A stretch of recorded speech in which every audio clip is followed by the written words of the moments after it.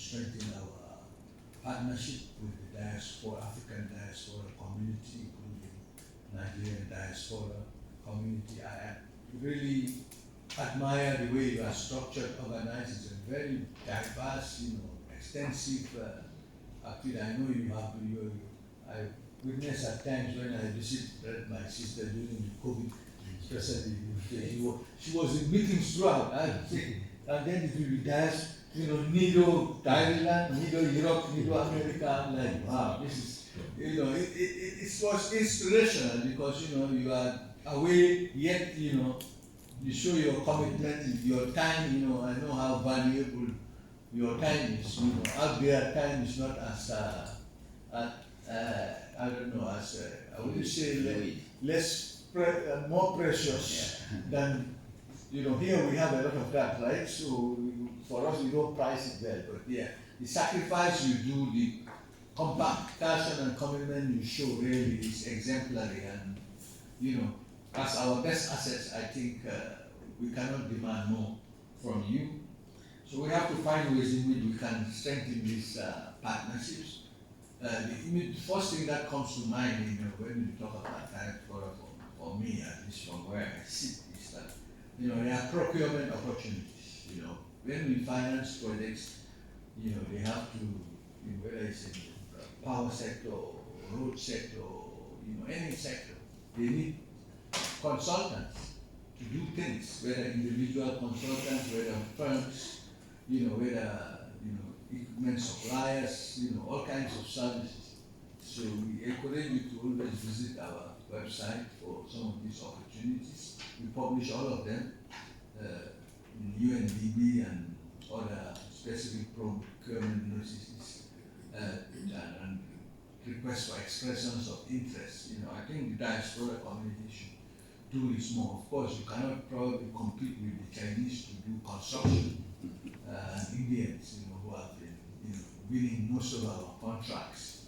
We move around the continent, you see a lot of projects being done by Chinese contractors. Some people think it's China that is financing. It's not always the case.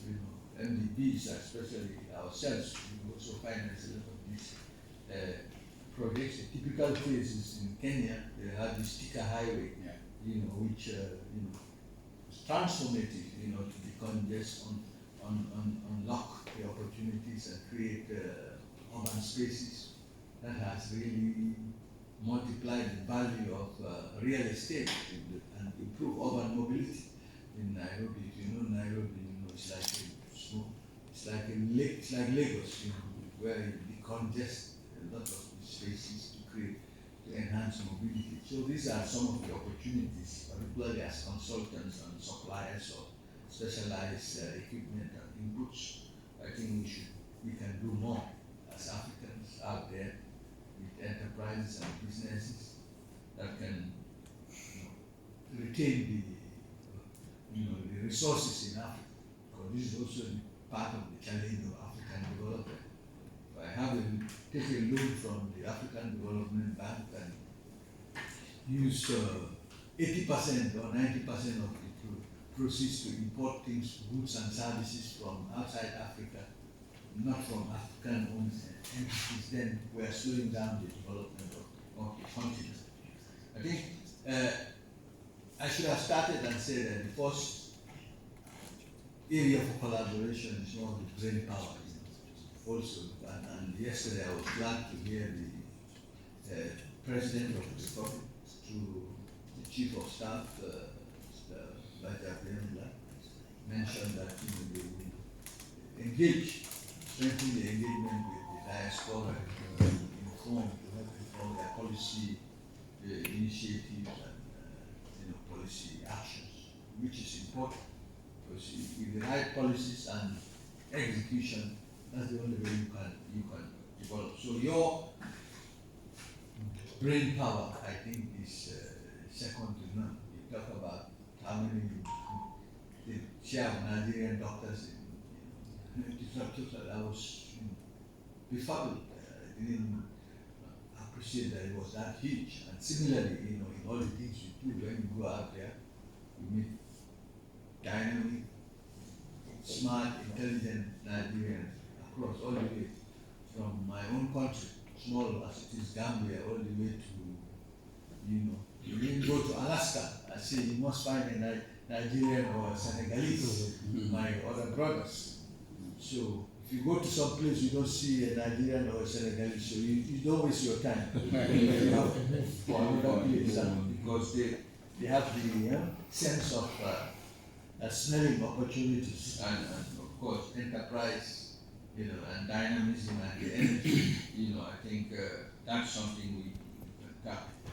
Of course, also for financing your projects, investment projects, it might not be easy at times to do that because the size, depending on the nature of the opportunity. Because, for instance, in IDIS, if you are a startup, you can easily be able to access smaller volumes of financing or through lines of credit, and then you upscale to opportunities that can come up with their direct investments that have sufficient scale to be able to benefit from bank financing, and also leveraging platforms like the Africa Investment Forum. Some of you know about this forum, which we organize every year to bring together sponsors of projects with governments and financiers, to sit across like this, the table, to talk about deals and, interests that have been mobilized. So these are all, different kinds of opportunities and angles to collaborate with you. Of course, the professor will talk about this in terms of the